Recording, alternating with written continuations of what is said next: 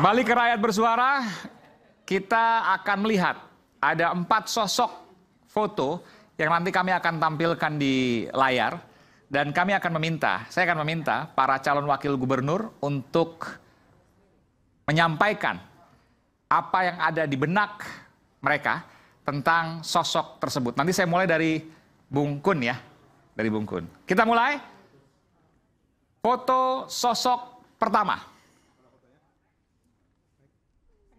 Bung Kun, silakan. Masing-masing. Baik, ya Pak Jokowi, ya. Saya melihat beliau melakukan lompatan yang luar biasa dari wali kota, gubernur, kemudian menjadi presiden 2 periode. Tentunya ini membutuhkan strategi dan mental yang luar biasa. Ya, saya belajar dari beliau mengenai ini. Oke, baik. Pak Sus, silakan. Kita berikan tepuk tangan. Oke. Ya, sebetulnya saya tuh ketika mengenal awal beliau sebagai wali kota Solo tuh dengan kesederhanaannya ya. Tapi ternyata punya tekad yang luar biasa sehingga bisa sampai mencapai puncak menjadi Presiden Republik Indonesia. Saya deg-degan tadi Pak pas Bapak bilang tapi ternyata. Oke Pak, Pak lanjut Pak. Saya udah deg-degan tadi Pak, maksud saya. Pak Suswono mau ngomong apa nih gitu kan. Kok tapi ternyata gitu. Oke silakan Pak. Ya artinya maksud saya siapapun orang dari kampung manapun, dari desa manapun, teruslah bermimpi ya untuk menjadi pemimpin Indonesia di masa depan. Oke baik. Bang Dul. Saya salah satu orang yang mengantar Pak Jokowi jadi gubernur DKI waktu itu. Karena kita ikut kampanye bahwa oplet beliau yang naik. Jadi artinya kita bangga lah. Sebelum beliau menjadi presiden, beliau pernah menjadi gubernur di Jakarta. Nah artinya beliau juga meninggalkan legacy tentang pembangunan di Jakarta itu sendiri. Walaupun mungkin beliau cuma 3 tahun kemudian menjadi presiden dan alhamdulillah kita lihat hasilnya cukup baik. Beliau mengantar Indonesia ke gerbang industri yang jauh lebih maju lah daripada sebelumnya. Mungkin itu bisa. Oke baik, terima kasih. Kita berikan tepuk tangan untuk calon wakil gubernur DKI Jakarta tiga-tiganya. Dan ini masih ada 4 gambar, masih ada 4 sosok. Yang kedua, mulai dari Pak Suswono dulu. Ya Pak Ahok ini kan terkenal tegasnya ya. Ya. Ini main aman semua nih. Nah ini baru saya akan ngomong ini. Jadi terkenal tegasnya, hanya saja dia ini suka kurang berempati pada orang ya, itu aja mungkin kesan saya. Sehingga kadang-kadang orang ya yang dimarahi, ini kan punya hati juga. Nah seharusnya dengan nilai-nilai kemanusiaan itu yang mungkin barangkali perlu ditingkatkan lah untuk empati pada orang, itu saja. Oke, terima kasih Pak Suswono. Bang Dul. Oke, memang Jakarta ini memerlukan orang yang keras. Orang yang keras. Keras. Dalam arti kata keras apa disiplin. tegas nih? Keras artinya disiplin. Oke. Ya kan? Saya sangat tahu di saat Pak Ahok menjadi gubernur Jakarta, kedisiplinan itu sangat tinggi. Artinya menjadi tolak ukur dia membuka pintu balai kota. Menerima tamu. Ini kalau tidak mengantar dengan sebuah ketegasan, itu tamunya pasti akan berantakan berkunjung. Artinya nanti kalau kita kembali berada di balai kota, kita akan melanjutkan tradisi beliau, yaitu mendengar keluhan masyarakat. Oh, jadi nanti datang nih ya. Ke kantor wakil gubernur datang nggak apa-apa? Ya. Pagi-pagi Bang Dul nanti direpotin warga Kita datang ratusan. istilahnya buka ruang ngopi bareng. Oke. Karena disitulah kontroler kita terhadap apa yang telah kedinasan lakukan. Jadi kita tahu sampai sejauh mana. Tapi kalau misalnya ada yang ngeyel dimarahin nggak? Oh itu resiko.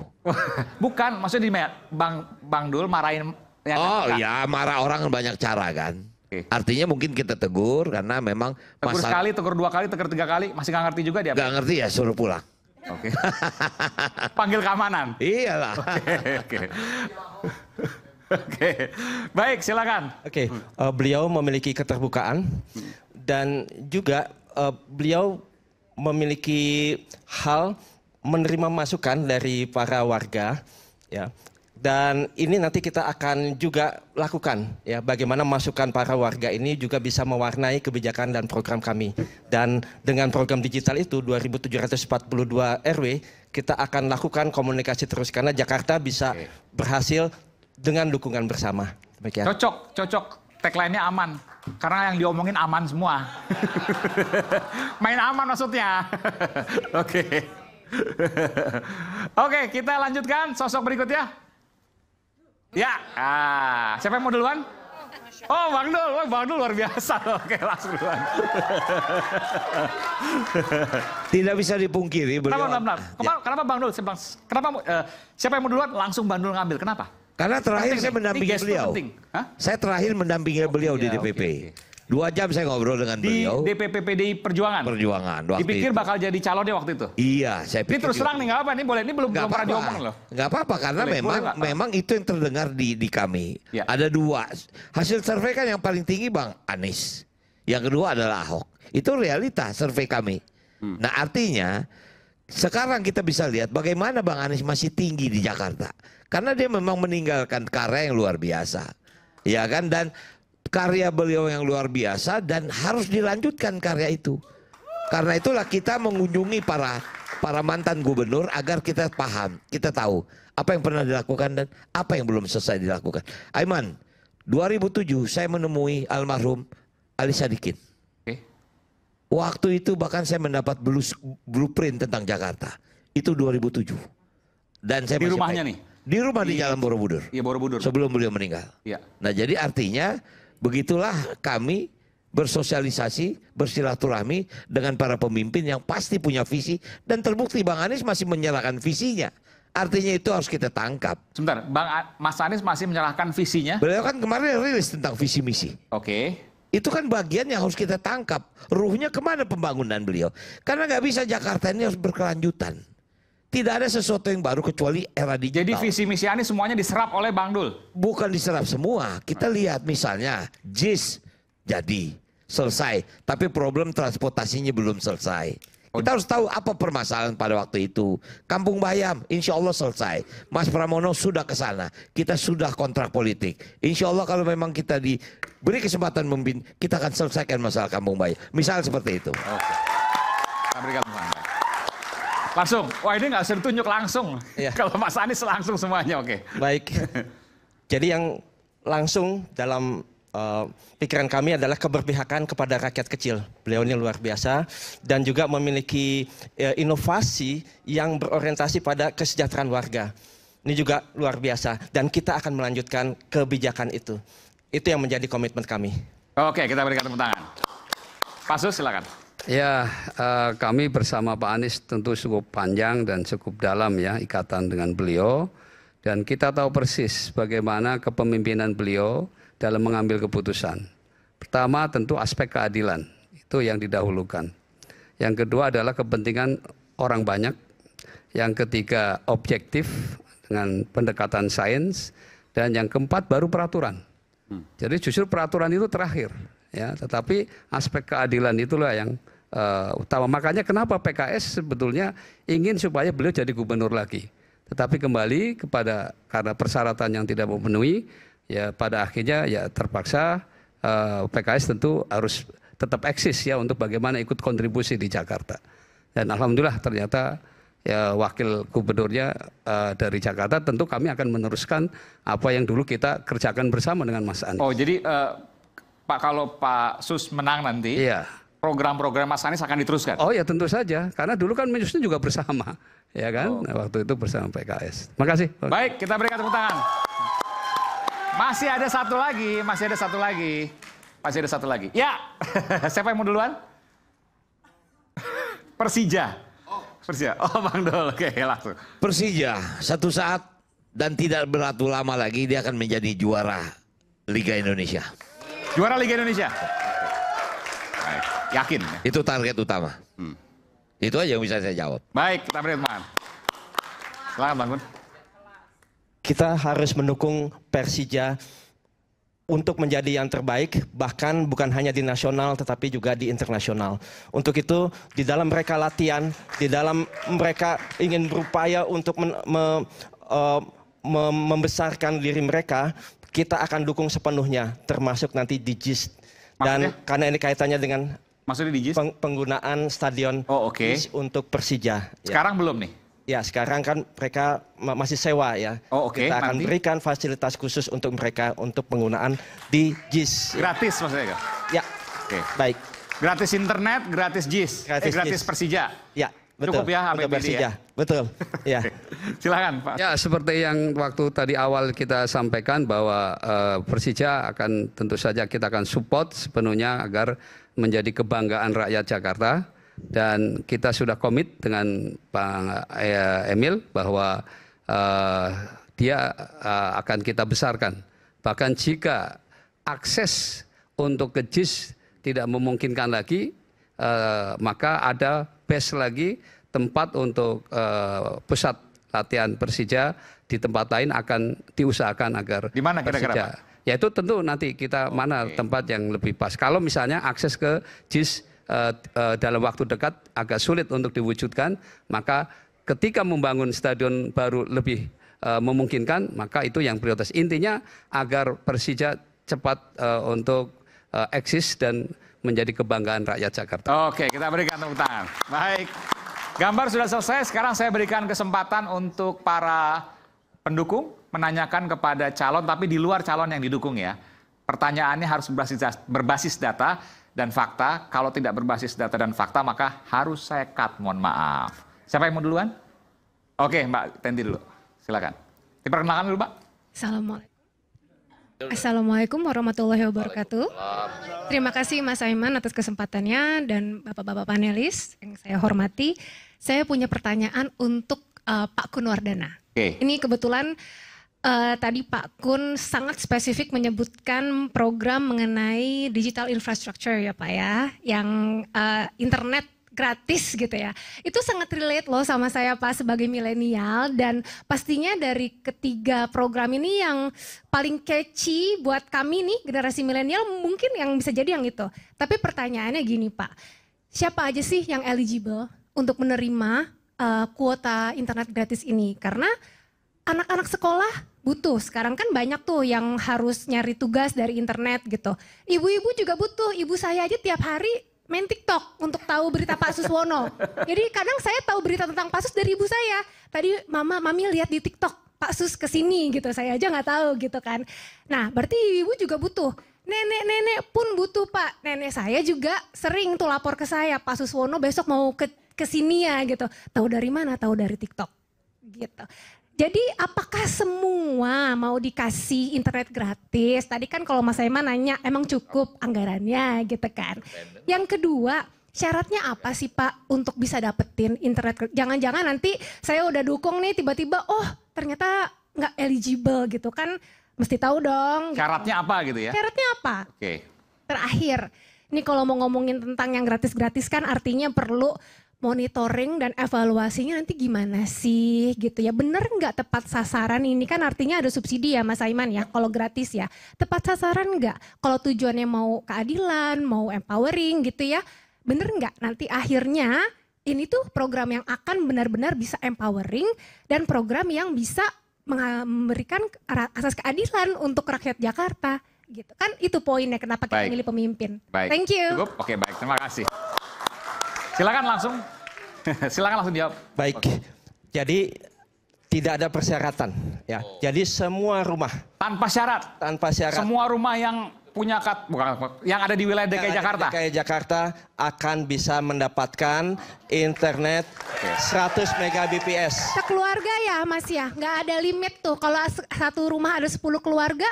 Ya, satu rumah 10 keluarga atau 10 kakak sekalipun. 100 Mbps itu cukup mampu untuk mendapatkan konten multimedia. Tadi ada kesalahan perhitungan, Bang Aiman. Sebetulnya kalau 100.000 dikali 2,7 juta rumah itu hanya 270 miliar, bukan 2,7 triliun ya. 270 miliar. Ya. Nah, jadi reliabilitasnya itu sudah ada karena saya sudah ketemu dengan Abji. AJI itu Asosiasi Penyedia Jasa Internet. Jadi di sana penyelenggara telekomunikasi, ada penyelenggara jasa dan penyelenggara jaringan. Ternyata di wilayah Jakarta sudah 80% fiber optik di depan rumah sudah menjangkau hampir seluruh Jakarta, 80%. Nanti 20%-nya kita bisa menggunakan teknologi fixed wireless access untuk bisa di 100 Mbps tadi. Nah, kemudian untuk siapa? Tentunya nanti untuk semua kalangan ya. Nanti kita akan buat super apps, jadi aplikasi mulai dari kesehatan, pendidikan, keuangan, logistik dan lain-lain. Termasuk UMKM ya, kita akan bantu dengan aplikasi yang kita buat dan kita juga akan berikan hosting gratis. Jadi keberadaan mereka secara online untuk pemula itu bisa dilakukan. Mereka bisa punya domain sendiri. Domain sendiri dan bisa tampil selama 2 tahun untuk KTP Jakarta. Gratis, oke. Dan ini ya. Tapi ngerti nggak nanti kalau nggak ada pendidikannya mereka nggak ngerti bikin domain gimana? Kita buat yang namanya akademia. Ya, akademia gratis juga untuk mereka. Jadi mereka bisa menggunakan, kita bina mereka menjadi pengusaha-pengusaha digital dan nanti akan ada banyak hal ya. Bahkan ya, kalau nanti mereka bingung atau mau ingin menanyakan apapun, kita ingin membangun pusat komunitas masyarakat di setiap RW. Nah, nanti kita akan melakukan tatap muka. Kalau misalnya jadi gubernur dan wagub akan langsung ketemu dengan masyarakat secara online. 3.000 atau 2.700 RW langsung nanti berbicara ya, sehingga kita bisa mendapatkan aspirasi dan bahkan mereka bisa langsung menyampaikan kepada kita, ini loh masalahnya, masalah mulai banjir, macet dan lain-lain. Kita ingin masukan dari mereka karena membangun Jakarta bukan dengan kita sendiri, harus bersama-sama dengan warga Jakarta. Untuk ini infrastruktur digital menjadi penting dan kita akan evaluasi, itu penting ya. Kita akan evaluasi dan nanti pusat komunitas masyarakat akan mengevaluasi semuanya. Bahkan nanti kita akan ajarkan juga yang namanya jurnalis independen. Jurnalis independen ini, Jurnalis kan harus independen, pasti independen. ya dalam arti bahwa saya kan dari independen gitu maksudnya. Oke. Ya. Nah, jurnalis ini nanti akan menyampaikan apapun permasalahan yang ada ya, sehingga kita masing-masing bisa maju bersama seperti itu. Baik, oke, kita berikan tepuk tangan untuk Bang Kun dengan programnya. Lanjut ke pendukung dari Bang Kun. Pertanyaannya kemana? Ke dua cawagup juga boleh loh, bebas. Dua-duanya, luar biasa, oke. Ya, baik, terima kasih. Assalamualaikum warahmatullahi wabarakatuh. Waalaikumsalam. Yang pertama, saya mau bertanya ke 01. Jadi, di data Kementerian Tenaga Kerja, PHK di Jakarta itu paling tinggi, sekitar 7.000 sekian lah ya. Di Januari sampai dengan... Tahun ini ya? Tahun ini, Oke. Januari sampai dengan Juni 2024. Dibanding daerah lain, baik. Ya. Nah, itu solusi yang ditawarkan untuk menghadapi PHK besar ini apa untuk DKI Jakarta? Itu Terus, ke Pak Sus. Pak Sus. Oke, Terus ke kemudian untuk Bang Kun, Bang apa? Bang Dul. Bang Dul. Bang Dul. Lupa. Ya. Untuk Bang Dul, biaya hidup di Jakarta itu 15 juta kalau nggak salah tahun ini. Nah, terus 15 juta? 15 juta biaya hidup. Biaya hidup? Ya. Masa kan UMR aja 5 juta? Nah, itu Angkanya dia, dari justru mana? itu. UMP cuma 5 juta. Nah, Oke. gimana caranya itu? 15 juta? Emang naik apa Mercy? Itu data. Data 15 juta nanti boleh kalau ada koreksi ya. Iya, iya. Saya pikir terlalu besar itu 15 juta. Karena UMR itu kan dihitung dari apa namanya KHL, kebutuhan hidup hidup layak. layak, iya. Ya kalaupun beda-beda nggak terlalu jauh lah. Ini 3 kali lipat. Rasanya Iya, nggak masuk iya. akal. Tapi silakan aja nggak apa. Iya. Artinya gini, apa dengan Oh ini sekeluarga. sekeluarga? Oh iya sekeluarga. Oh, ini sekeluarga. Keluarga 4 sampai 6 orang kira-kira 14, sekian. Iya. Oke. Bukan per orang berarti Iya, kan. Iya. Ya. Ya, artinya dengan biaya hidup segitu banyak 15 juta, sedangkan UMP itu hanya 5 juta, terus bagaimana itu untuk menyesuaikan biaya hidup yang terlalu banyak? Itu aja sih. Terima kasih. Pak Sis dulu. Silakan Pak Sus. Baik, terima kasih pertanyaan yang bagus ya. Jadi pertama dengan program yang desentralisasi tadi RW yang 200 juta itu nanti bentuk implementasinya dengan lapangan kerja yaitu dengan padat karya Ya, itu artinya dari situ saja pasti nanti orang-orang di RW tersebut yang memang tidak bekerja dia bisa dilibatkan dalam realisasi dari proyek-proyek yang sudah diputuskan di tingkat RW. Tetapi yang lebih besar lagi adalah tentu Jakarta ke depan adalah menjadi kota global, ya. Nah, tentu saja maka kita perlu peningkatan iklim investasi. Nah, inilah yang kita akan buka nanti di sana untuk menuju kota bisnis berskala global. Nah, kalau investasi masuk, pasti di sana juga nanti akan berbanding lurus dengan lapangan kerja tercipta, ya, itu satu. Nah, kemudian juga pengembangan pariwisata, ya, karena sebagai kota global, ya, tentu tidak lagi ke industri, tetapi lebih kepada bagaimana pariwisata ditingkatkan di Jakarta ini. Seperti kota-kota besar di tujuan wisata, ya, kita harapkan mudah-mudahan 6 juta ya paling tidak wisatawan bisa datang ke Jakarta. Nah, berarti berapa lapangan kerja juga yang akan tercipta dengan banyaknya wisatawan yang masuk, ya, ke Jakarta. Nah, kemudian tentu saja kita akan mendorong, ya, pengembangan wirausaha melalui apa? Ya, tentu melalui berbagai pelatihan dan bantuan, ya, jadi kepada kalangan-kalangan muda yang masih punya potensi untuk terus mau berwirausaha, kita akan fasilitasi, ya, dan juga pengembangan ekonomi kreatif, ya, itu yang beberapa akan kita lakukan, termasuk tadi ekonomi digital, itu juga satu hal yang akan kita munculkan terutama untuk kalangan anak muda. Itu saya kira banyak hal. Oke, kita berikan tepuk tangan. Baik, silakan Bang Dul. Iya, memang kalau ukurannya 15 juta 6 orang, barangkali kita hitung cuma 1,5 juta. Kan 15 juta biaya hidup. Itu ternyata untuk 6 orang, bukan 1 orang. Kalau dibagi 6, berarti kan cuma 1,5 juta kan. Iya, berkisar 2 juta lah.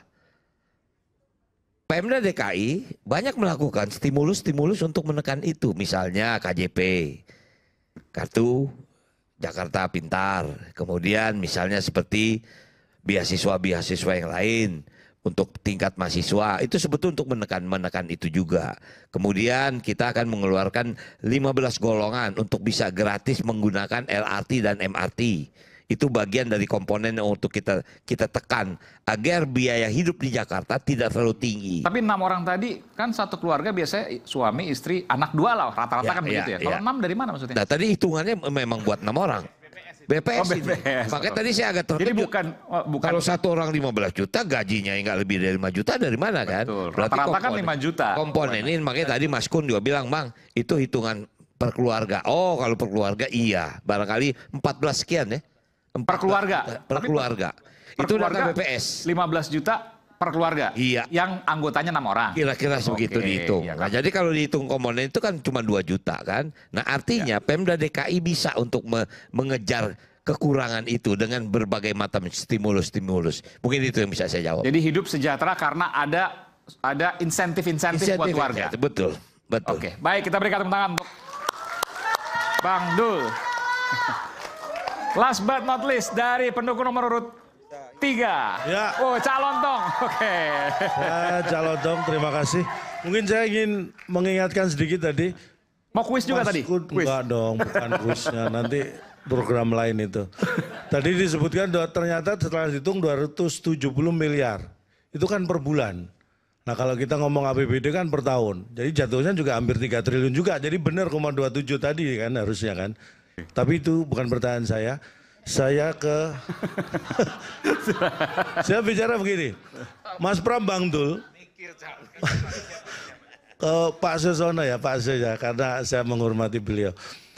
Mas Pram Bang Dul punya program utama, satu Jakarta Belajar, satu Jakarta Bergerak. Jakarta Bergerak sudah disebutkan tadi sama Bang Dul bahwa akan ada usaha untuk memberikan transportasi MRT, LRT termasuk Transjakarta gratis. Disebutkan untuk sekitar 15 golongan yang membutuhkan itu ya. Itu Jakarta Bergerak. Kemudian Jakarta Belajar. Oh, MRT, LRT dan bus Transjakarta BRT gratis nanti? Ya. Untuk bagi 15 golongan yang untuk Pram prioritas. Dan Rano. Punya pasangan. program itu Jakarta Bergerak. Kemudian Jakarta Belajar tentang 12 tahun wajib belajar ini karena terinspirasi oleh Mas Kun juga mungkin ya. 12 tahun sampai SMA. Luar biasa. Jadi gratis untuk sekolah bukan hanya negeri tapi juga swasta. Ya kan? Itu namanya. Bentar, swasta bakal gratis. Ya, sekali lagi itu memang mengikuti itu yang membutuhkan ya. Oke. Tidak semua otomatis swasta yang elit mungkin bisa menjadi bukan target itu ya. Nah, Pak Sus pertanyaannya, dengan program Jakarta Bergerak, Jakarta Belajar, kalau Bapak tidak setuju, apa alasannya? Dan kalau Bapak setuju, apa alasannya? Itu aja. Terima kasih. Bangun nggak? Bangun nanti kalau ingin menjawab nggak apa-apa karena sebenarnya pertanyaan untuk umum tapi kalau menjawab mungkin waktu ya. Mohon maaf mungkin kita bikin pertanyaan lain di acara berikutnya. Pak Asih, Cak. Silakan. Jadi begini ya, ini Jakarta ini Pak Cak Lontong ya, bahwa ini kota terstres di dunia nomor 9. Ya, jadi hal-hal apa yang kira-kira akan bisa membahagiakan rakyat Jakarta pasti kami setuju dan sangat dukung. Ya, jadi itu programnya cukup bagus dan tentu kalau kami terpilih, kami yang merealisasikan insya Allah. Ya, jadi nggak usah khawatir, Pak. Terima kasih. Mau tambahkan?